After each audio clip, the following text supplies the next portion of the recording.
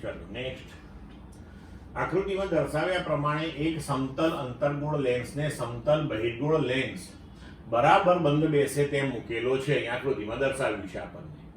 તેમની સમતલ સપાટી પરસ્પર સમાંતર છે.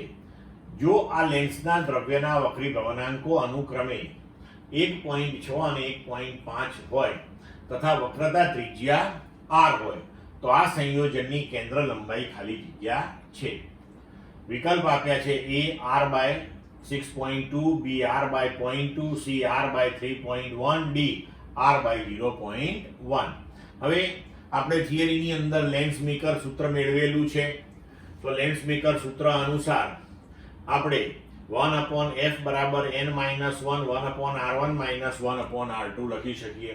એના ઉપરથી આપણે બહિર્ગોળ લેન્સ માટે જો આ સૂત્ર લખીએ તો 1/f1 બરાબર એની કેન્દ્ર લંબાઈ બરાબર n 1.6 -1. હવે આ જે બહિર્ગોળ લેન્સ છે આપણો એ સમતલ બહિર્ગોળ લેન્સ છે એટલે એની પહેલી વક્રતા ત્રિજ્યા જે છે અનંત થશે અને બીજી -r. તો આનો જવાબ થશે 0.6/r. એટલે આપણને પહેલો જે બહિર્ગોળ લેન્સ છે એના માટે કેન્દ્ર લંબાઈ મળી. હવે આપણે અંતર્ગોળ સમતલ લેન્સ માટે લઈએ તો 1/f2 બરાબર એનો વક્રી ભવનાંક 1.5 આપ્યો છે. તો 1.5 -1 એની પહેલી વક્રતા ત્રિજ્યા -r, બીજી અનંત કારણ કે સમતલ છે તો એનો જવાબ આવશે -0.5r. હવે આપણને જે તંત્ર આપ્યું છે એ બે લેન્સથી બનેલું છે.